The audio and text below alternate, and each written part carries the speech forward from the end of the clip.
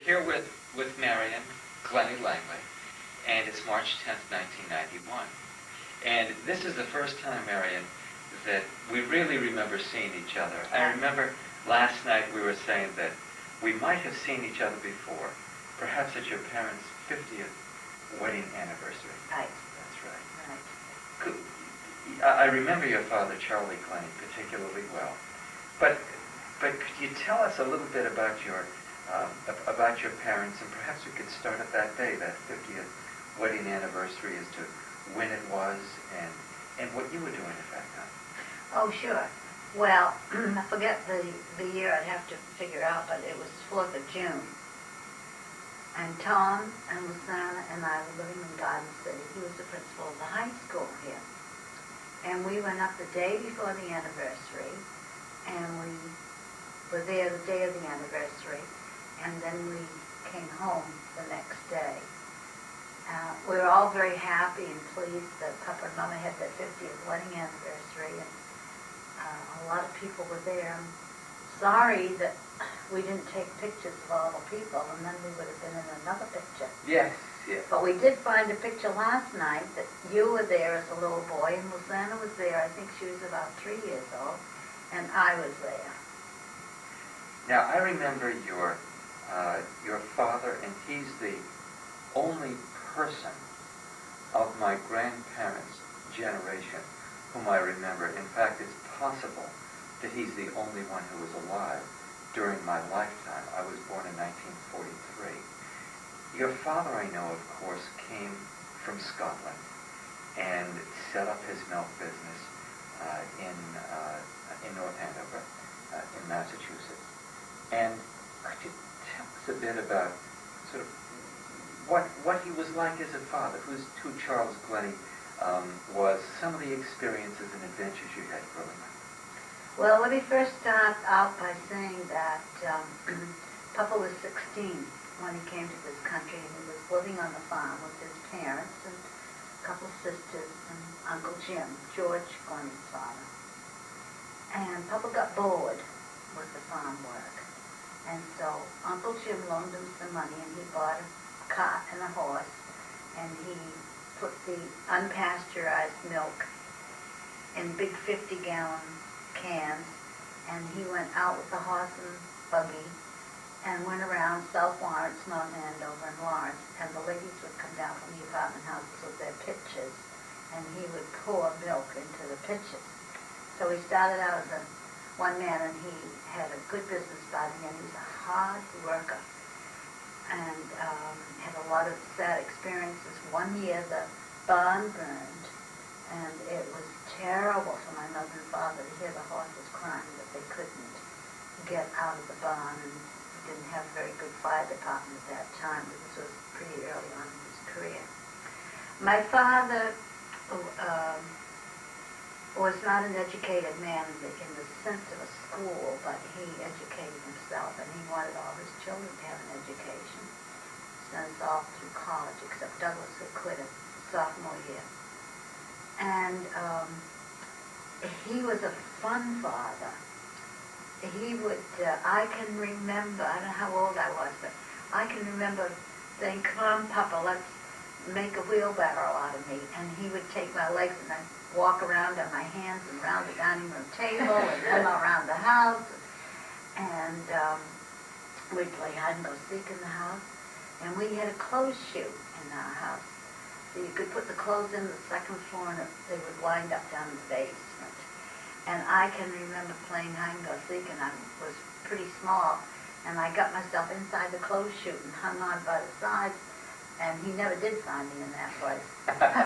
Although maybe he did find me, and he just pretended he didn't.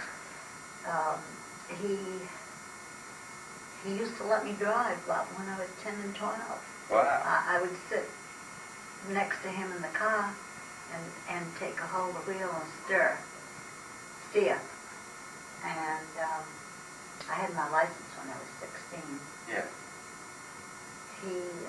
My mother was always busy with the children and the house, and she didn't have so much fun in her as my father did.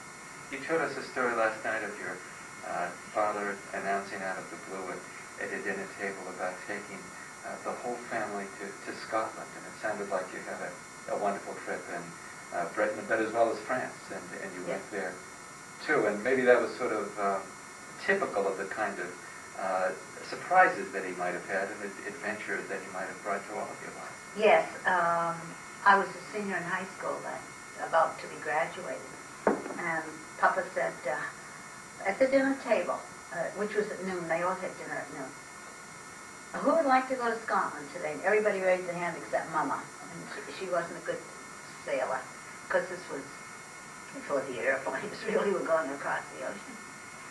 And so we went and we spent most of the time in Scotland, a week in London and a week in Paris.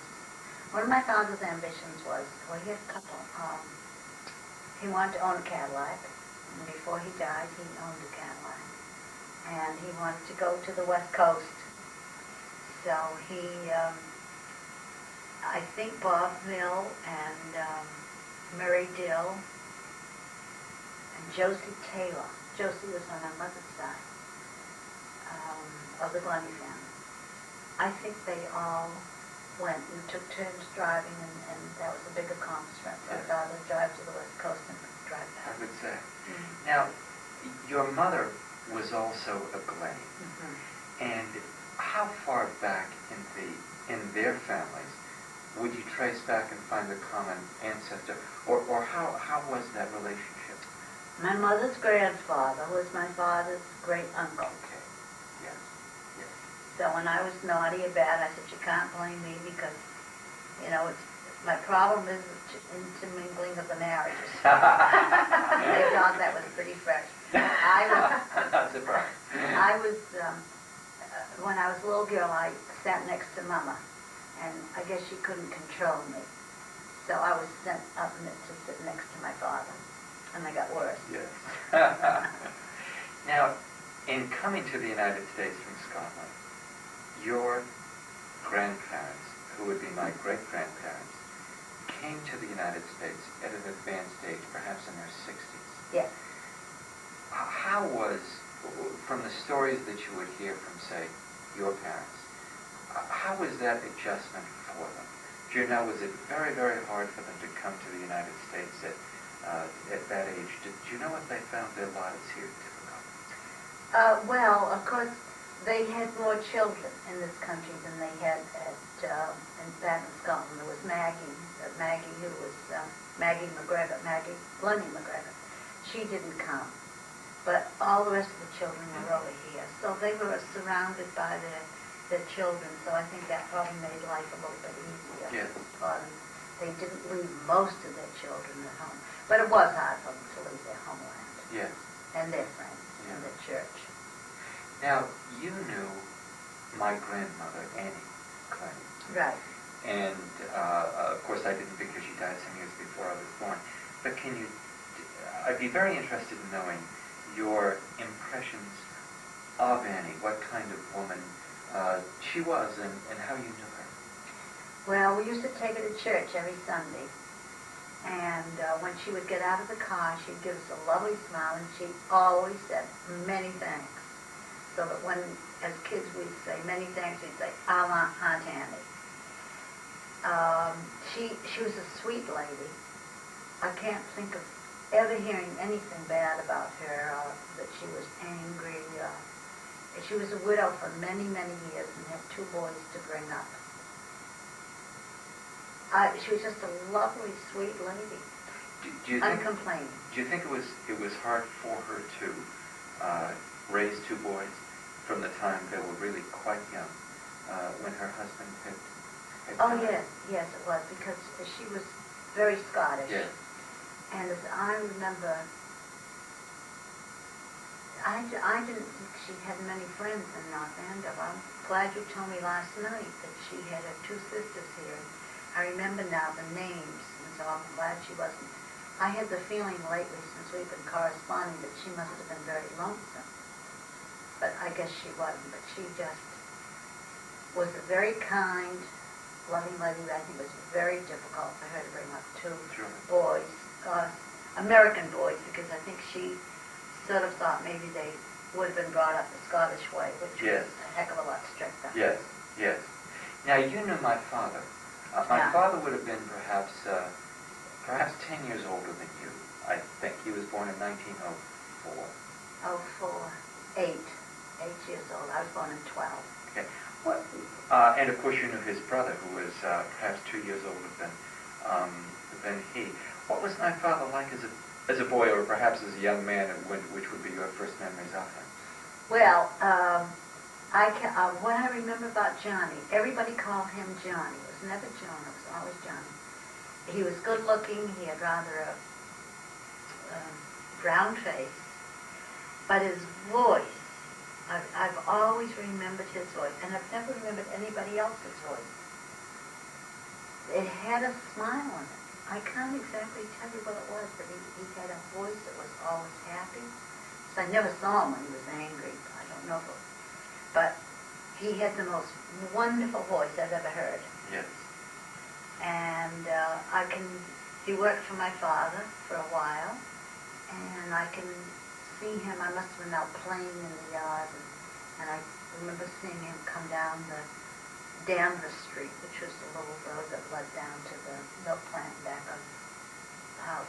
Yes, yes. Very nice man. I knew him better than I knew Everett, his brother. Everett was more or less Marjorie's age. Do you know if Everett ever worked for your father?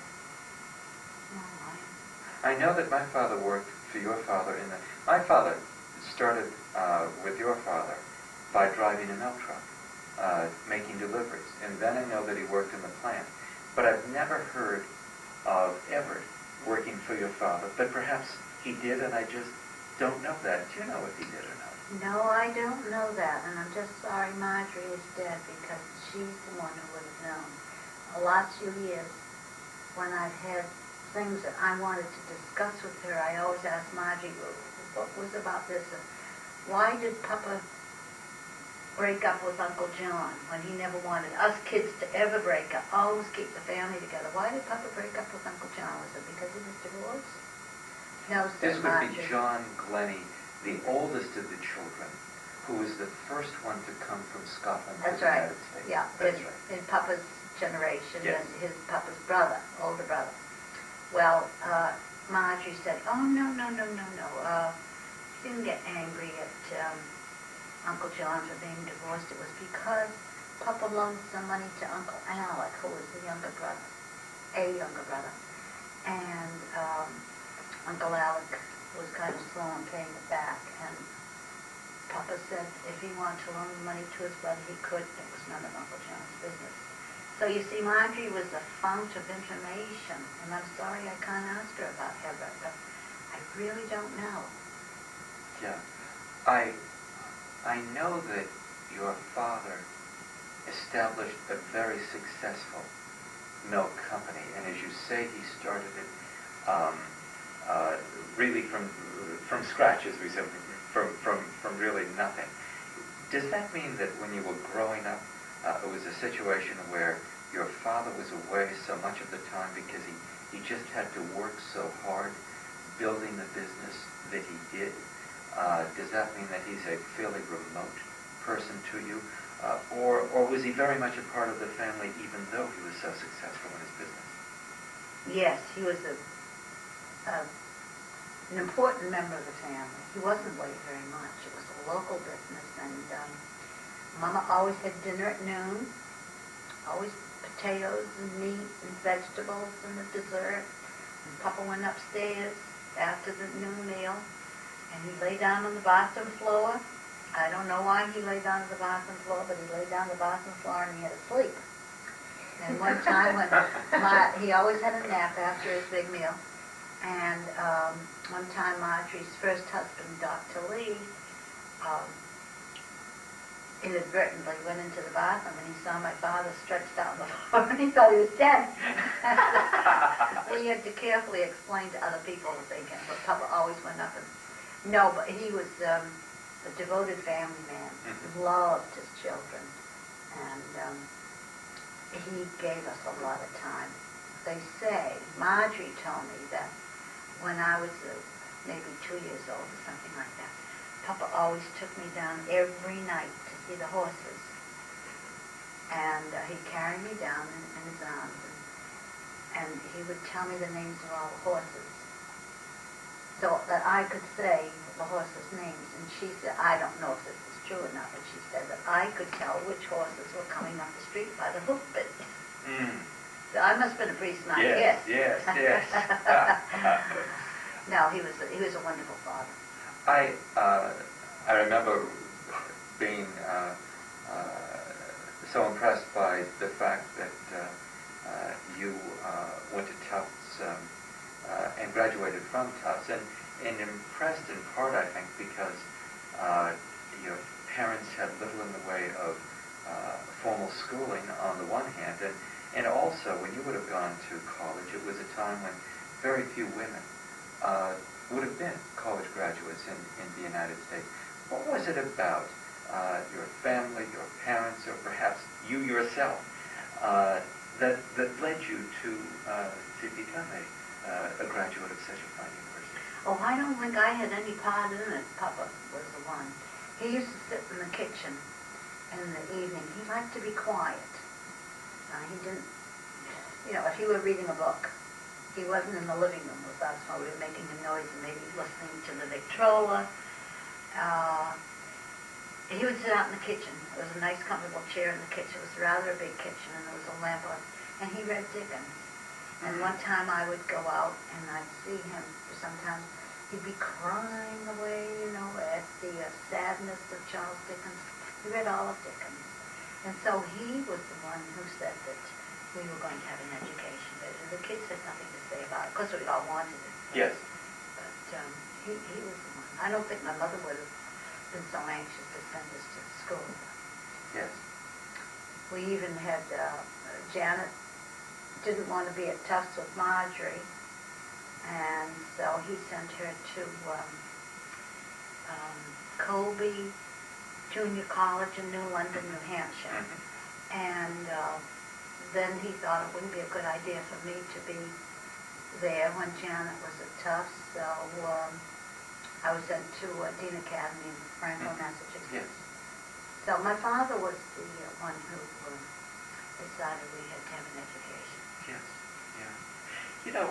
This is obviously a story of sort of a Scottish family coming to the United States and becoming established here and becoming a part of mainstream America, with the first generation not having much in the way of education, but then the generation that comes over, but then the generation that's established getting education and really assimilating into American society. How does this compare with, say, the Chinese experience? For example, if we're talking about people from China who leave and immigrate to other places, be it other places in the Far East or the United States, do you think we'd find the same sorts of things happening with those families as happened here, or would it be different in some regards? Oh, I think it will be the same, and usually the immigration generation works really hard. They might be the people who are professionals back home, but they usually come here running a little store, grocery store, or running a laundry, or running a restaurant, or do whatever they can to accumulate enough money. Then, really to supply their children to real top school, and I think they really work to the limit, try to get their children, as much education as they can provide. So usually it happens the first generation of Chinese in America are very well educated, and most of them are professionals like attorneys and doctors, scientists. You'll see a lot of second generation who are very well educated, but the first generation, may not be well educated. They might be, in the business, which is very tough.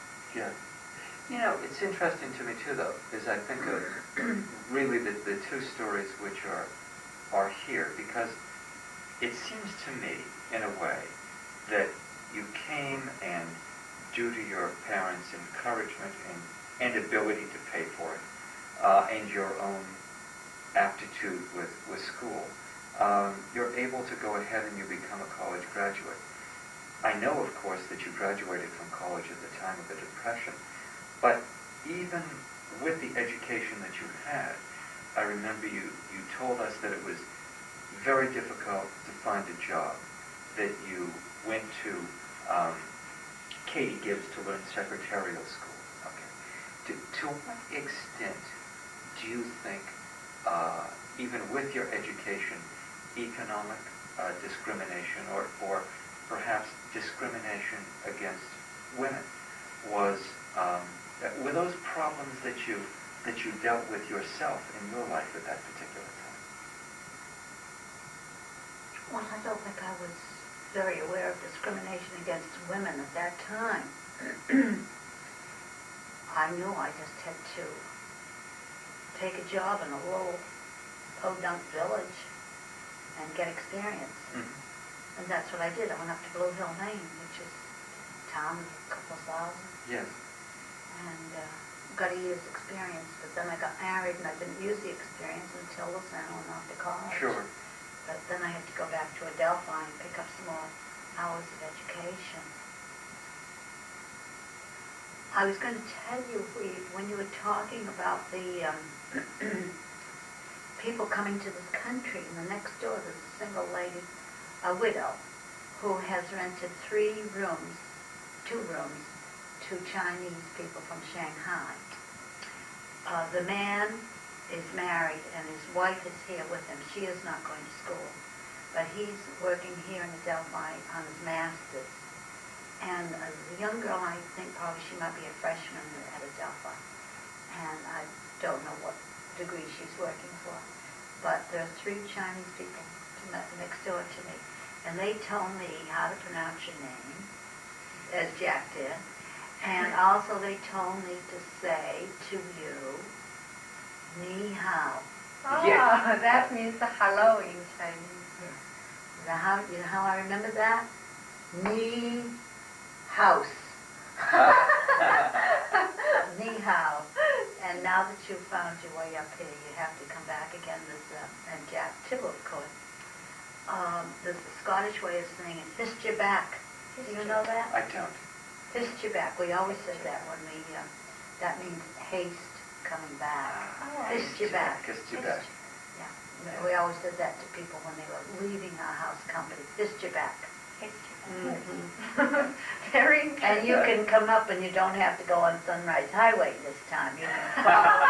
This time we'll follow your directions. I know Those are not except 19. Yeah, right. And the different Franklin Avenue. Yes. I know exactly in bed last night where you went wrong. There was a road that went to the left under an overpass and a road to the right, but it wasn't an extreme right. It was sort of straight ahead right, and that's where you went off. Yes, I think that's. Yeah, that's very natural. Though you're excused. But we'll do better next time. Yes, I hope that you go up to New England, and I hope you can make this, your motel stop. Well, that's very nice of you to say that, and we look forward soon to having you come and visit us in Alexandria, Virginia. Thank you. Thank you. Thank you.